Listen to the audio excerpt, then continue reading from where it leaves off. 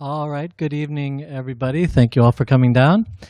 We are live from Books and Books in Coral Gables, Florida. So a note to our internet audience watching at home, if at any time during tonight's presentation you'd like to purchase a copy of the book, you can just call the number on your screen. We'll take care of that for you. We'll have the author sign it for you, and we'll ship it to wherever you are in the United States free of charge. This evening, Books and Books is very happy to present Ms. Julia Cooke and her new book, The Other Side of Paradise, Life in the New Cuba.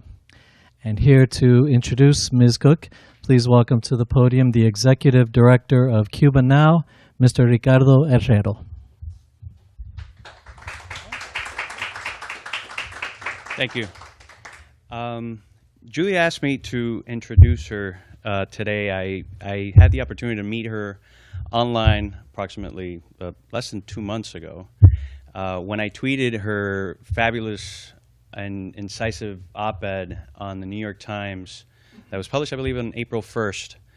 And it was all about Cuba's unequal reforms and how professionals and independent entrepreneurs had been unjustly left out from its new foreign investment law. I was taken by the article because it showed in its writing a very deep and nuanced understanding of the reality in Cuba. That's when I also then looked up her book and saw someone who understood the nuances, the contradictions, the mix of both hope and hopelessness that you would encounter in Cuba today. So we've struck a rapport over the internet. I've helped her also schedule some other appearances here in Miami, and that's why I'm here today. For those of you who are not familiar with Ms. Cooke, her writing has appeared in Virginia Quarterly Review, Condé Nast Traveler, Monocle, The Wall Street Journal, Metropolis, and many other publications. She currently lives in New York City, where she teaches at the New School.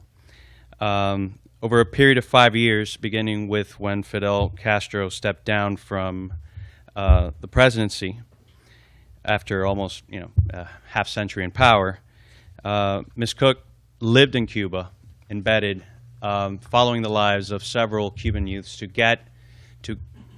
gain an understanding of the Cuban reality through their own eyes. Combining intimate storytelling with in-depth coverage, this book weaves together the stories, providing a vivid and unprecedented look into the daily lives and future prospects of young people in Cuba today. It's a fantastic book. For those of you who haven't had a chance to read it yet, I highly recommend you do. I'm really glad that Julia has written it, because despite the growing socioeconomic ties between Miami and Cuba, there is still a pretty profound disconnect insofar as what the reality over there is in this day and age and how it's perceived to be over here. I certainly hope that Julia continues to visit the island and chronicle the lives of its youth as Cuba continues to undergo this period of change and reform. So without further ado, I present you Julia.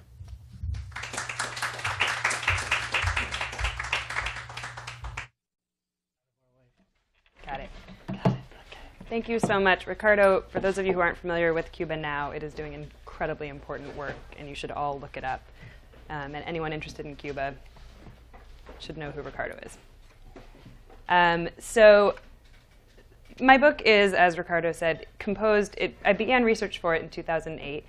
I was interested in looking at the movement into adulthood of the last generation raised under Fidel, as Cuba itself, as a country, moved into the period of post-Fidel uncertainty.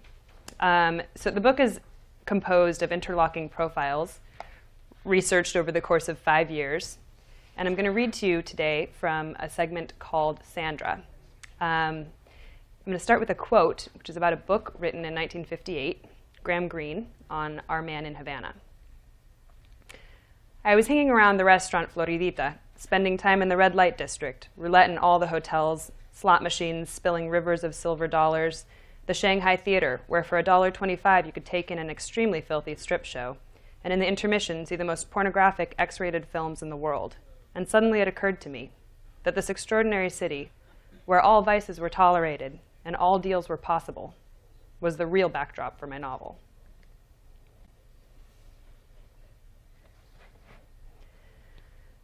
If there was one thing Sandra knew well, it was hair.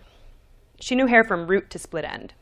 In beauty school, she had learned the shape of the human head and how the best thing to do when trimming its hair was to section the skull into eighths, she told me the first time I met her. Her long nails shone red as she held her hands in front of her to demonstrate on an imaginary client. Her gold rings glinted.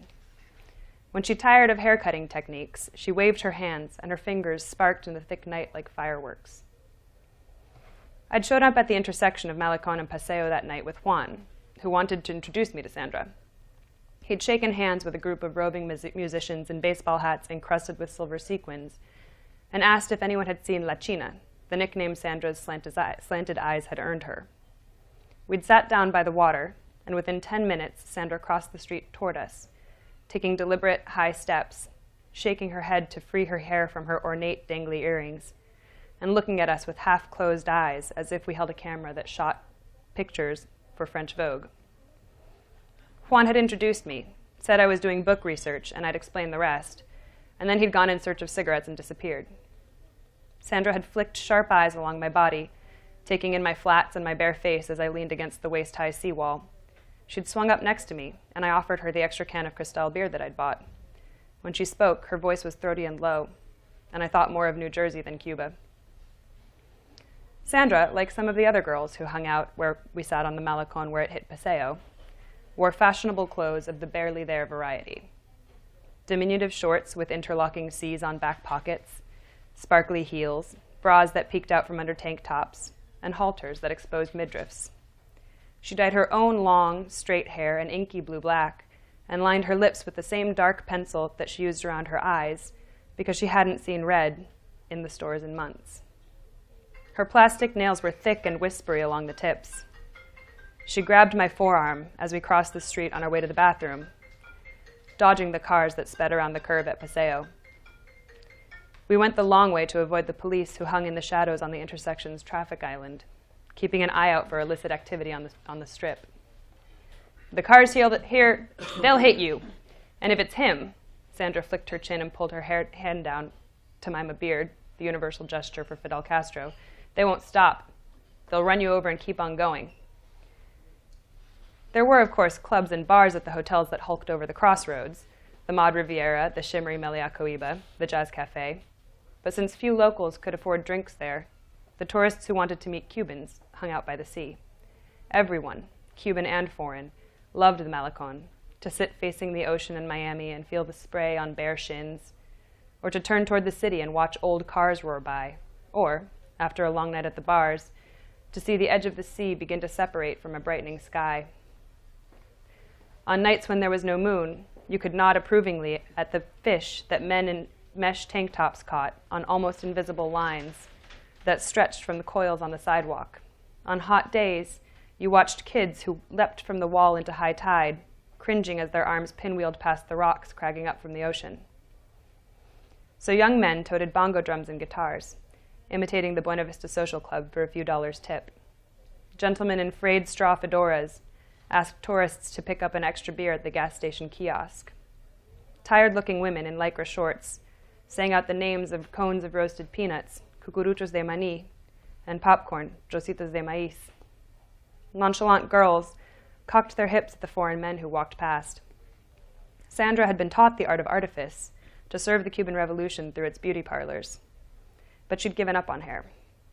By the time she was 21, she'd been working as a prostitute for around 5 years. The dates changed every time I asked her. Either way, she made about 3 times in one night what she'd have been paid monthly at any of the state-owned salons.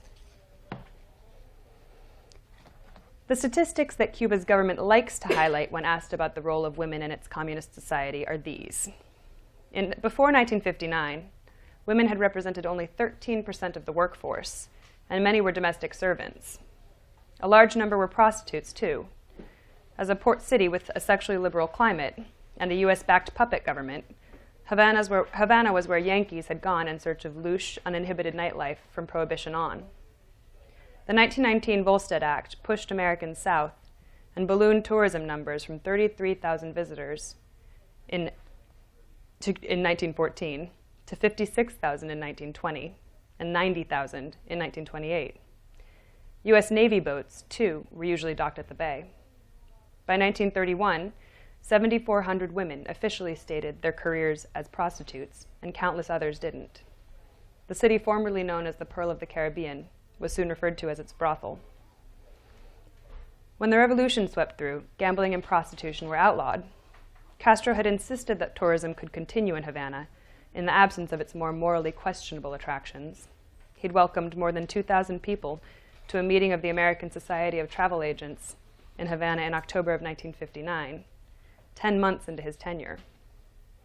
But soon enough, the missile crisis launched the Cold War, the U.S. trade and travel embargo was put in place, and American trips to Havana were curbed. 40 years after the 1959 revolution, long after prostitutes had been trained as seamstresses and given jobs and daycare for their children, 51% of Cuba's scientists were women, 50% of attorneys, and 52% of medical doctors, too. Everyone was paid nearly the same. A doctor, male or female, made marginally more than a seamstress, around $20 a month in Cuban pesos.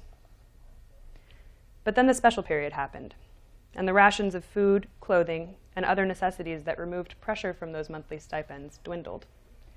Women, and some men, increasingly began to trade sexual favors for, say, the fish that a neighbor caught, or the bread that only a well-placed state employee got very much of. When the government pushed to increase tourism and Cuba drew closer to the global capitalist marketplace, those activities again had cash value.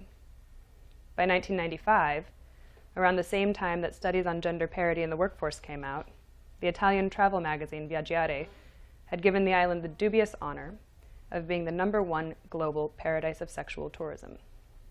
The government, broke and desperate, did little to contradict this image. And though the economy lifted as Cuba rounded into the 21st century, and though the new decade saw police tossing the more obvious prostitutes into jail, sex was still something that could be easily bought and sold in Havana. And yet one key fact still sets Cuba apart. There aren't many pimps or third-party intermediaries in the sex trade. A police state with tightly restricted access to weapons and severe penalties for drugs creates an underworld that's more seamy than overtly violent. And few romantic liaisons between locals and foreigners are deemed prostitution. Rather, most fall under the banner of relationships with amigos. Any non-Cuban is eligible, and what locals want from amigos is neither finite nor clear, a mix of money, attention, and the sense of possibility linked to anyone with a non-Cuban passport. Some of these men get their women out of the country. More frequently, they are maintained for a while before being dropped when the men find newer, younger girls or grow tired of Cuba, its heat, its drama. In the way that the language of a city fills in the blanks of what its people must name, sometime between the early 90s and today, the word jinetero became the catch-all to describe Cuba's hookers and hustlers, people who seek foreign currency or CUC, the valuable tourist cash, rather than the pesos in which government salaries are paid via foreigners. The word's provenance isn't clear. Jinete, in Spanish, is a horse jockey. Whether this means that women hold the reins of the horses is unclear. Today, the masculine jinetero refers insultingly to a man who caters to tourists in any questionably legal hustler-like activity. Jinetera means a Cuban woman who trades sex for money. I had avoided jineteros and jineteras since I'd first come to Cuba, but I couldn't possibly write about women in Havana without talking to one, said Juan, whom I'd met the year before and who loved documenting his city's darker side, and I agreed. You may have to pay her, he told me, the day after he'd introduced me to Sandra. I sat with him and his girlfriend, Alejandra, on the terrace of the maze-like Vedado house they shared with Juan's mother, stepfather, and 3 other families, talking about jineteras. Their baby daughter slept in Juan's lap, and Alejandra's son from a previous relationship drew at the kitchen table. I cringed, and he shrugged. I mean, you are using time of hers in which she'd potentially be paid by someone else if you weren't there. especially when you see her at night, said Alejandra. She seemed fine with just talking to me, I said. I won't pay her for her time. But I guess I can buy her pizza, beers, pay for taxis, and hope that's enough. Juan looked skeptical, but Alejandra nodded. That'll probably work. After all, you're foreign, she said, cocking her head as she looked at me. I felt suddenly uncomfortable. There's opportunity of a sort associated with your mere presence. Sometimes it's hard to discern who's selling sex and who's just trying to wear as little fabric as possible in Havana's oppressive heat. The mainstays of jinetera fashion, miniskirts, transparent fabrics, cleavage and shoulder-bearing tops, appear on most women, including foreigners, who feel freer to be sexy in permissive Cuba than at home. At clubs, I saw foreign women with bikini strap marks sunburned around their necks look left and then right, and then pull their necklines down before dancing with slim Cuban men in tight jeans and big belt buckles. These women lapped up the sensual aura by the minute, as if just breathing would send tiny cells of sexy through their bodies, the infusion pushing and pulling hips back and forth, transforming walks into sachets, planting dry one-liners in mouths. Sandra had long since mastered these feminine tricks. Everything about her physical appearance was calibrated to entice. The tops that looked almost about to show too much skin, the hair that twisted around her neck, her long, soft red nails. I had just 5 years on Sandra, but I felt large, clumsy, and dusty around her in my flats and loose dresses. I was a tattered stuffed animal next to her Barbie doll as we sat, the second time we met, in the backseat of a state-owned cab that took us from the Malecon out to her house. Sandra had recently moved from La Correa, one of Havana's few slum-like neighborhoods, into a nicer but smaller dwelling in San Miguel del Padrón. Her home was in a 6x8 block patch between a fetid stream and the made road that linked downtown Havana with the outer boroughs, like San Francisco de Paula, where Ernest Hemingway lived. San Miguel was a place of contrasts. A street began with a few freshly painted houses near the road to San Francisco and faded into cinder block shacks with stretched out oil barrels for fences closer to the stream. Egg cartons, plastic bags, the rusted skeletons of metal chairs, and fruit rinds bobbed in the water. The shiny taxi slowed as we pulled onto her street, dodging potholes. A couple on the corner stared at us, and Sandra waved. A few feet away, an old man in overalls, a burlap sack of oranges slung over his right shoulder, stood at attention and saluted. Sandra dissolved into giggles, slapping the vinyl seat beside her. What a loco loquito, she gasped. Viste? She jumped out as soon as we pulled up on her block and leaned against the car's trunk, picking at her nails as I paid the fare. Years ago, Sandra's mother had kicked her out of the house. She now lived with her grandmother, Abu, and her half-brother, Gallego, in a 2-room apartment in what had once been a yard at the center of a block, down an alley and behind a single-story home with neoclassical columns and a street-side patio. Abu didn't approve of Sandra staying out for days on end, but Sandra's father was in Florida, and her mother had a new husband, a nice house in suburban La Lisa, and a set of twin toddlers. And the money Sandra brought home supported their household, too. For every woman supported by foreign men, I'd heard it estimated that 3 more Cuban citizens got by on the money, whether directly or not. Sandra, Abu, and Gallego, at least. The government didn't do too much aside from tossing a too blatant hooker into Villa Delicia, the nickname for the women's jail. Sandra had spent 4 days there when she was 19, and had eaten so little, she said, that she'd come out this thin, holding up her pinky. If men stopped coming to the island, tempted no longer by images of scantily clad mulattas on white sand beaches and bodies pressed together in crowded bars, hotel rooms would languish unvisited, and taxis would have fewer fares, and restaurants more empty tables. The area's policemen, Sandra said, were eminently bribable for the right price. Just inside Sandra's door, a small table and 2 matching chairs were piled high with folded clothes. The room also held a wooden armoire, a stereo, and a refrigerator near a small kitchenette. A photo of a man with a guitar named Juan Manuel, signed to China la Más Bella, hung on the wall beside images of Sandra in a tiered pink dress for her quinceañera and a collage of family and friends, the toddlers in La Lisa, and the neighborhood girls. The back room held 2 twin beds and a closet. Sandra poked around for a box of photos. When she found it, we returned to the central patio, where 2 more of the table set's chairs gathered rust at the joints, to sit under the laundry lines that the 3 families who lived in the middle of the block used on alternating days. She set the box on the ground and sorted through the pictures. I pulled out a pack of cheap, unfiltered Criollo cigarettes, which I favored for their clean tobacco and sweet aftertaste. Sandra wrinkled her nose, but took one anyway, and used it to point out the Spanish guy who'd asked her to marry him 2 years ago. He'd walked in on her a few weeks later with someone else. She still had the ring. The gate at the end of the street, of the alley, jingled as Gallego walked in, and after introductions, I picked up my bag to leave. Sandra asked me where I was going. To meet some friends downtown, I said. There weren't many decent restaurants in Havana then, and a generous and growing cast of acquaintances and friends, Cubans and a few expatriates, regularly invited me around to eat. She gave me a once-over and pushed me toward the floor-length mirror in her living room. If I'd just do my hair like this, she told me, as she reached into my curls and flipped them into a messy, voluminous updo, I'd look way sexier. A red wash to make the dull brown more interesting would do me good. And my shorts could be shorter. I should also line my lips. You know, show off the contours. I handed her bobby pins for my hair, but liked my shorts the way they were, I said, mid-thigh. She looked skeptical, the pins between her lips as she styled them, and then hands on her hips once she finished. It did look better. The next time I saw Sandra was a quick visit on the Malecon again. Just before I left, she told me she'd come up with a plan. When I went back to Mexico, where I was living at the time, I should get my company to write her a carta de invitación. They can say I'll be working for them, she said.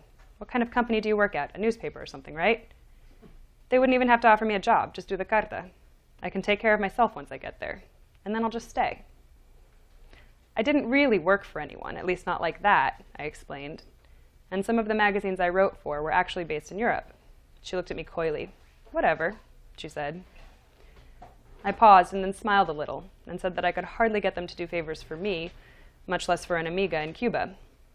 Sandra shrugged and began to gossip about a neighbor of hers that I'd met the day I'd visited her house.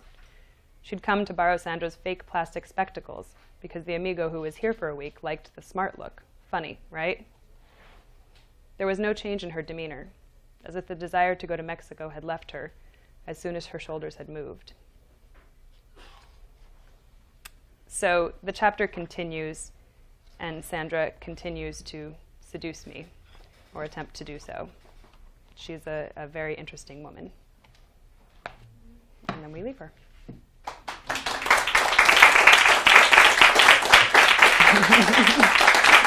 Thank you.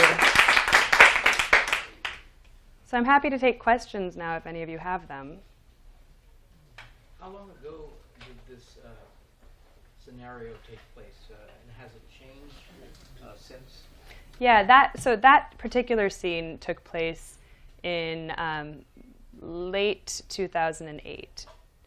And that was the year I spent the end of 2008 and the beginning of 2009 traveling back and forth between Havana and where I was then living in Mexico City. And then I moved to Havana for quite some time.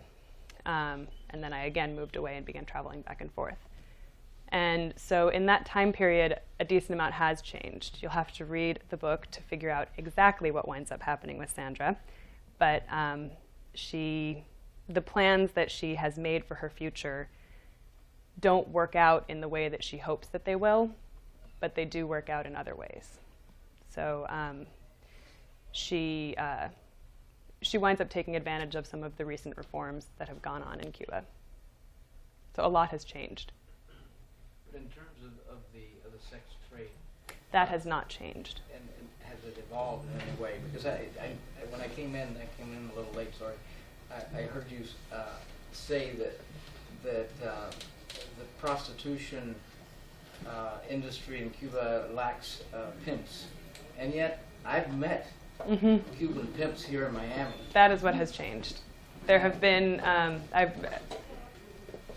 Sandra, one of the ways that her life has changed is that she is very rarely doing specific nights on the Malecon looking for Johns. She has a more permanent fella in her life. And I have heard from other women that the amount of men who are acting as chulos are, it's a lot more prevalent now, which is really sad to me. Yeah, it is. Yeah, but yes, that has changed. Thank you. Why did you choose to focus on that particular age demographic? Because the first time I went to Cuba, I was 19, and I went for 4 days. And Cuba felt so mysterious and strange to me that I felt that I wanted to go back. It was the first place that I'd ever been to that I felt that I had no capacity to understand. Nothing in my background prepared me to understand it.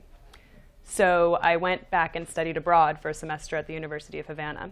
And the city so thoroughly split from what I thought was said about it in the US. I was a well-read college student at that point and pretty well-traveled too. And yet so little of the Venn diagram overlap between what was said in the US about Cuba and what I experienced there. There was nearly nothing there. So, and I came back convinced that was because I had been hanging out with young Cubans and that the image that was created of Cuba was controlled by older people. And so that was why I decided to focus on this demographic. As I, fast forward 5 years, I've actually become a journalist, and I have some of the tools to implement this plan of mine and write this book. And I decided to then shift the demographic up a little bit to look at how people were rooting themselves in such an era of uncertainty. And then, of course, over the course of the project, it evolved a little bit. And I realized the parallels. There are so many parallels. This is, Fidel and Raúl and that cadre of revolutionaries, their revolution happened when they were in their late 20s. And so I liked the parallel of looking at what people in their late 20s today, in this era of impending change and uncertainty and dissatisfaction with the status quo and how things have been. I wanted to examine that.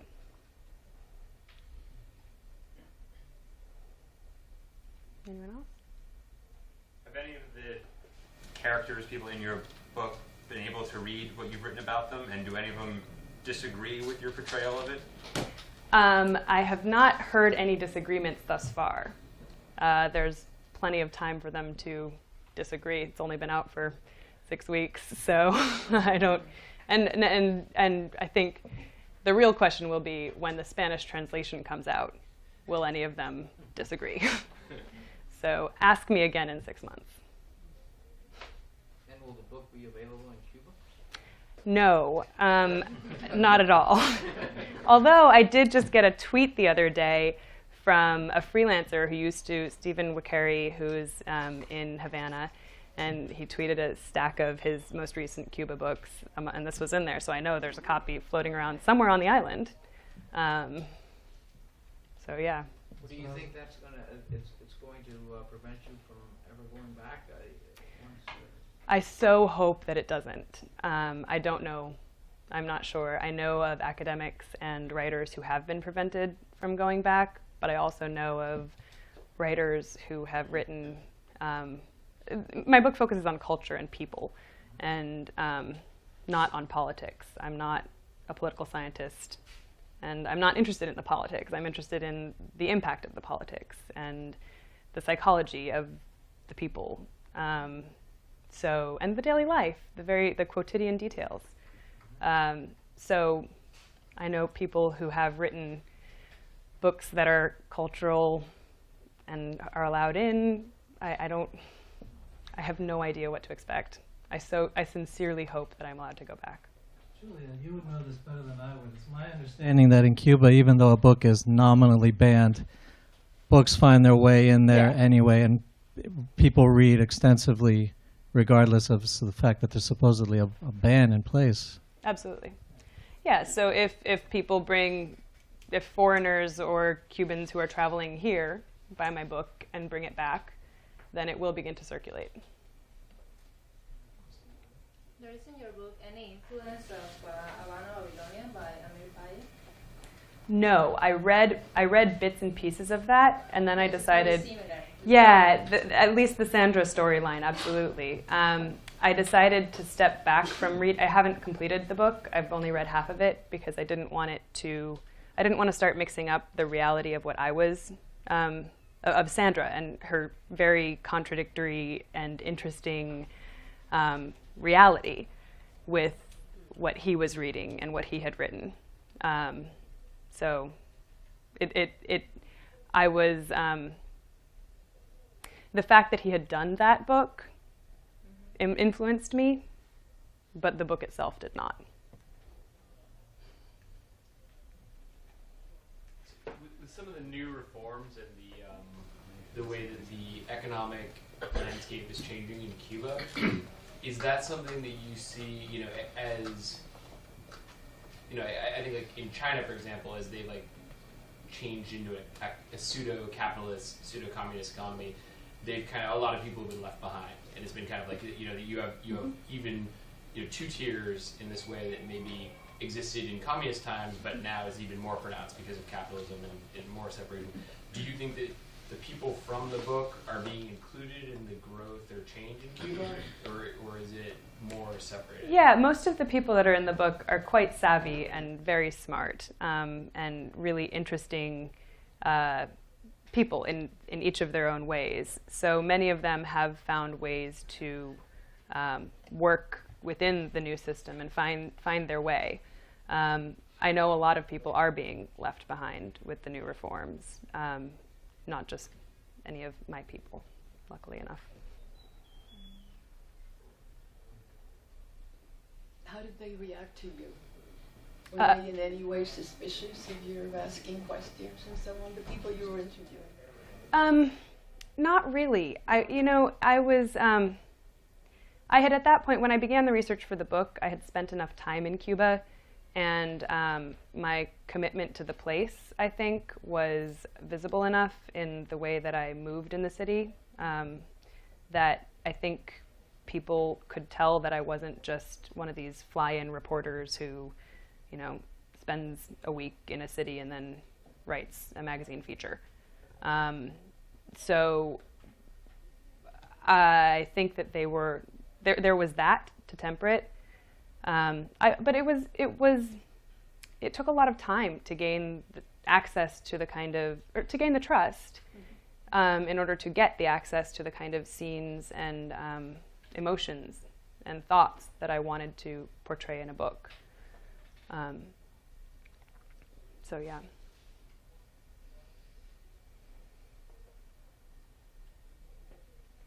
So while the book has a city focus right on Havana, do you spend any time in the outer regions, and how does that compare to Havana? I spent actually a decent amount of time in outside of Havana, and there's only one section of the book that includes those observations. There's only one trip that the narrative takes you on, because I didn't want to fragment the narrative too much of the book. But yeah, outside of Havana is actually, it's so different from Havana. It's the issues facing people who live outside of the city are completely different from the issues that face Havanans. There's not as much pressure on on living. Like, Havana is overstuffed, packed with, there are too many people, and there's not enough space. And that's not the case outside of the city. At the same time, outside of the city, there's not as much access to foreigners, to cosmopolitan life, which brings it's a completely different set of issues. And that would be another book that I would totally write if I was allowed back in. But that, yeah, I wanted to give a little taste of that, but I didn't feel like I could actually expound on it in any detailed and nuanced way. Well, since we're so curious about that stuff here in Miami, what other towns or provinces did you visit? So when I was in college, I did a road trip where with 3 of my friends, and we wanted to spend $0 in transportation the whole way. So we took only Cuban transportation, which meant the Cuban trains and a lot of hitchhiking and waiting a lot, spending a lot of time on the road. It was, we spent more time on the road than in the places that we visited. But we went to Guantanamo and Baracoa and Pinar del Rio. I spent a lot of time in Viñales is one of my favorite places in the whole world. I think it's a magical, weird, wonderful place. I spent a weekend with a young woman who is a farmer in the valley of Viñales, who a friend of mine had recommended that he stays with this family that's farmers, and I, of course, packed my backpack. This is when I was living there in 2009. I packed my backpack and I make it out to Viñales, and I walk through the valley, and of course that family is out of town. And I have no backup plan. And I brought nowhere near enough money to actually stay at any of the nicer places in the area. So a lovely young woman took me in for the night, and off the books, I paid her to stay in her extra bedroom off the books. But it was amazing. That's the kind of detail. I mean, those are the moments that really helped me understand the differences between what faces people outside of Havana and what faces people in Havana. You know, we spent an evening drinking rum and talking about what she was thinking about. And she was taking a correspondence course to finish high school. She was 20. She'd been married for 4 years. Her husband, she didn't want to have kids until she finished high school. But she was like, I don't even know why I want to finish high school because I'm just going to be here. So, but it was fascinating. I've been to Cienfuegos, Veradero, of course, Trinidad, Playa Girón, what's it called? I love Cayo Levisa.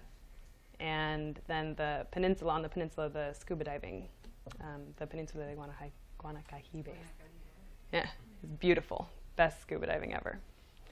But it's a very diverse place. So going around, there's the kind of famous, I don't know if it's famous, but I've heard the story of kind of when the regime took over, trying very hard to get everybody literate and having people teach each other how to read. And like I think there was a shutdown for a week or something, so everybody could get going on literacy. The literacy drives. And is that something? Did you have the impression that that's persisted and that kind of like had sticking power, and that younger Cubans share that literacy and education that kind of was thrown against the wall to see if it would stick 30 years ago? Yeah, I mean there haven't been literacy drives. It's not like every year, every 25-year-old goes out and teaches the countryside how to read. But the literacy rate is tremendously good.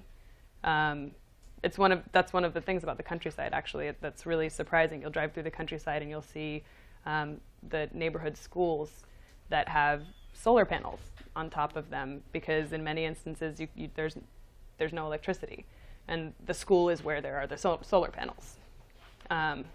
Which is, so yeah, there's definitely still a commitment to education in general, which gets complicated in higher education. But that's a different story. And yet the grammar of yeah, not awesome. Terrible. Yeah, no, definitely. It's shocking. Totally. I wonder what kind of literacy, well, quality of literacy. Yeah, that's true. You have a gay character. I was hoping that you could talk a little bit about how he fits into the narrative of your book. In that you have almost a little imbalance towards the feminine, so I was wondering how he fits into it. Well, I was lucky enough in Havana to fall in with a magical family that was just tremendous. And that family had a gay son, and who was a very dear, dear friend of mine. So that's one fact. Another fact is that I find the gay subculture in Cuba very interesting. For a country where 40 years ago you would be sent to a gulag, essentially, for being gay, today there's been a drastic turnaround. It's still not perfect. No marriage equality, which here, let's be honest. So that that subculture I found very interesting. You're right. There is a sort of, this book is slightly more feminine if you take into account the fact that one of the male characters is gay than masculine, and that's completely merely the fact that it was hard to get Cuban men who were heterosexual to spend a lot of time with me if they didn't think they had something sexual coming their way. So there's that reality. And I tried for a while and got so sick of it, which is why one of the characters, Ismael, who is just a wonderful, he's a young santero, and he was one of the only young Cuban men that I met who was heterosexual and so respectful, and not at all, there was never any innuendo in how we spoke. He was perfectly honest and, you know, forthright and engaged with me without wanting anything. So Probably was gay. well, I hope not. I felt like I got some insight. So yeah, that's the reality.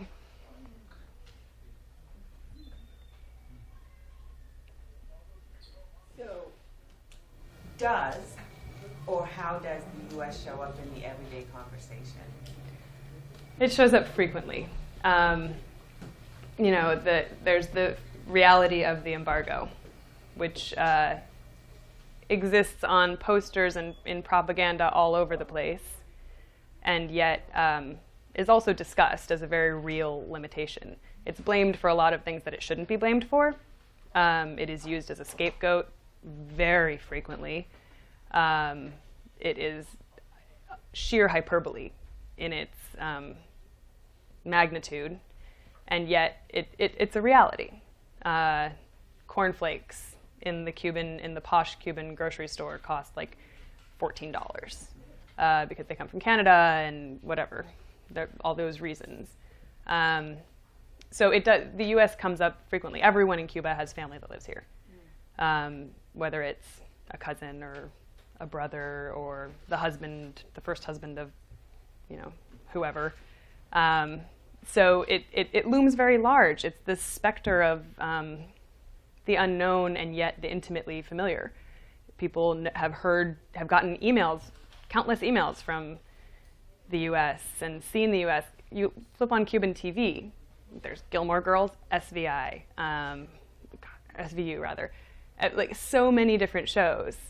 So it feels, so the U.S. is in the Cuban imagination, I think, very much a fantastical place. It's kind of a receptacle for what you imagine it to be. In the same way that Cuba, for the U.S., is very much a mystical place that is a receptacle for whatever we want it to be.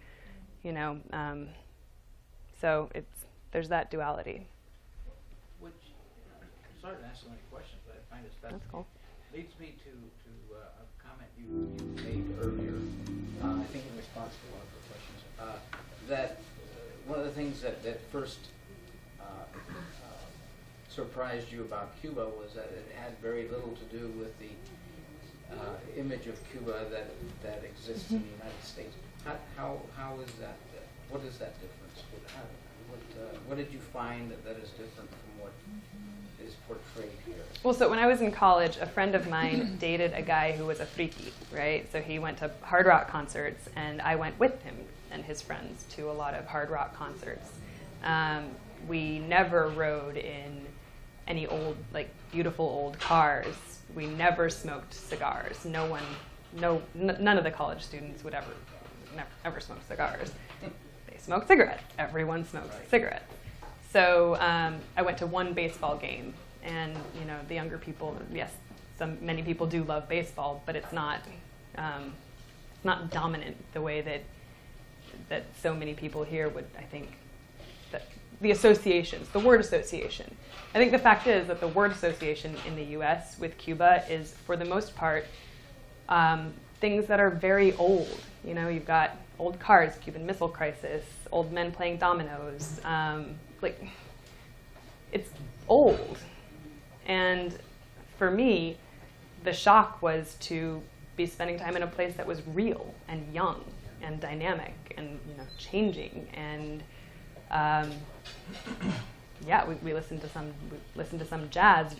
It was surprising. You would stumble across these small parties and then walk in and totally uninvited and have a great time, but not in the way that I think I thought I would have a great time, if that makes any sense at all.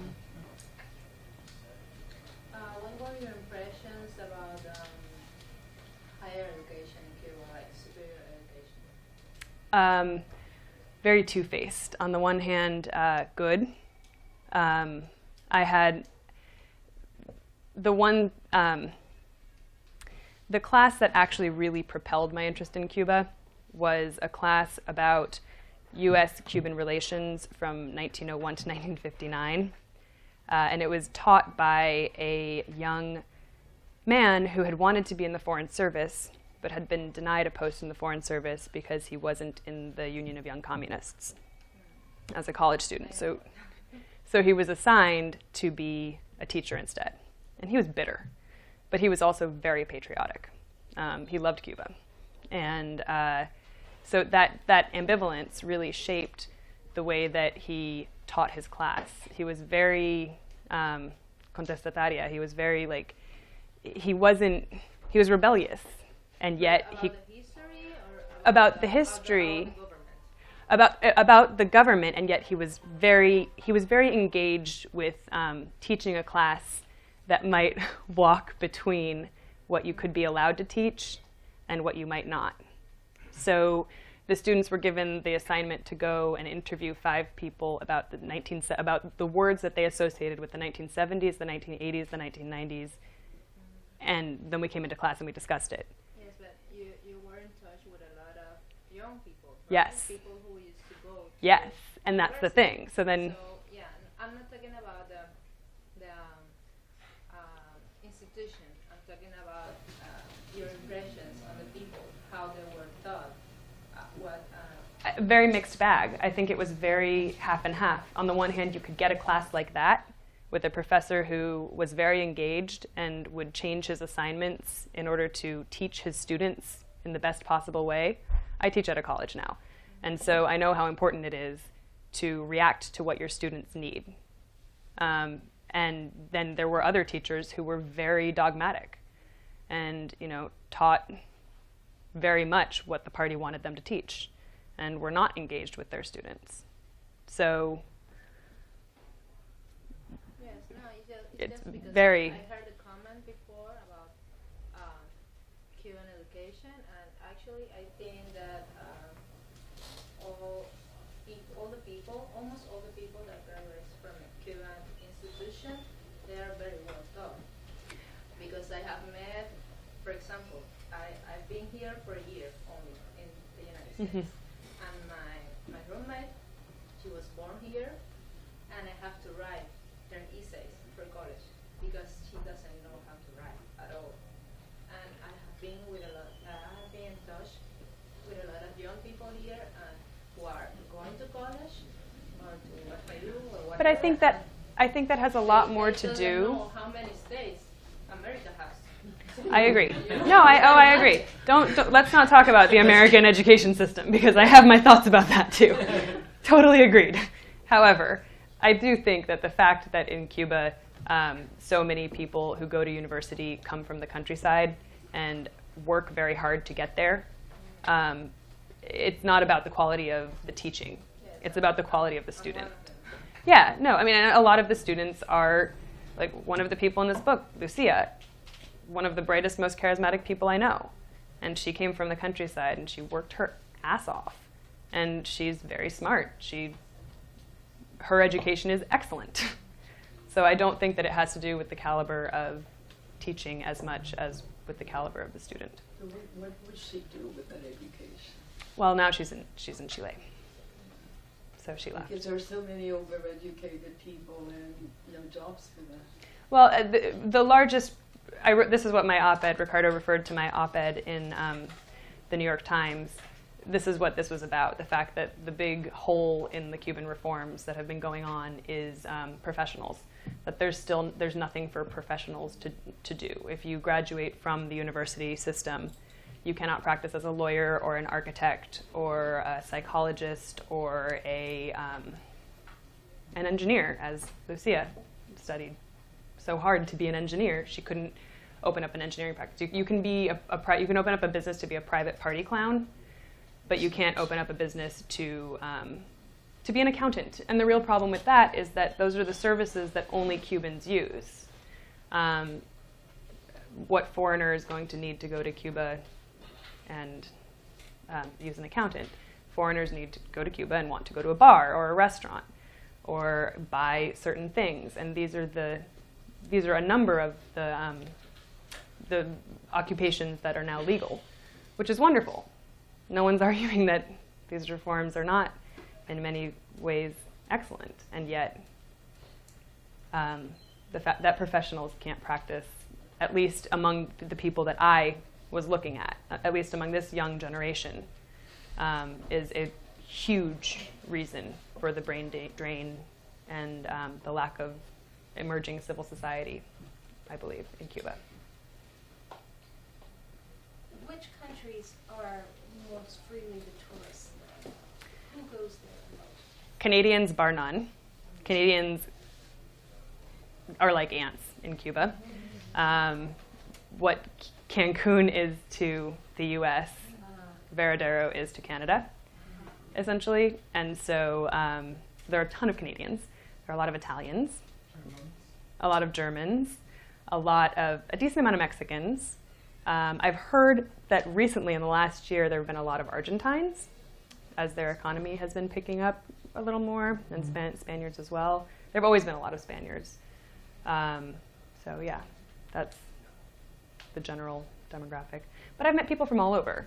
I've met Swedes and Norwegians. You know, at some point, when I'd been living there for quite some time, and I got so sick of, I really love Cuban taxi drivers.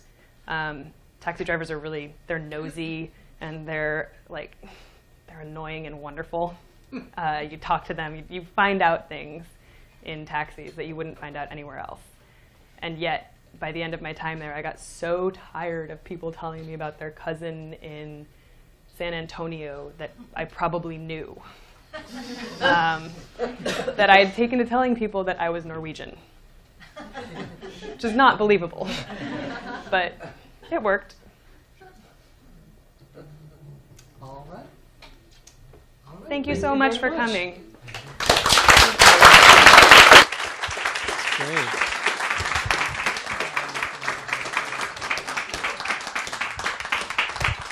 All right, folks, so if there are no more questions, then a quick reminder for our internet audience at home that there's still time to call the number on your screen, purchase a copy of the book. We'll have Julia sign it for you, and we'll ship it to wherever you are in the U.S. free of charge. Also, a reminder that all of our live-streamed events are archived.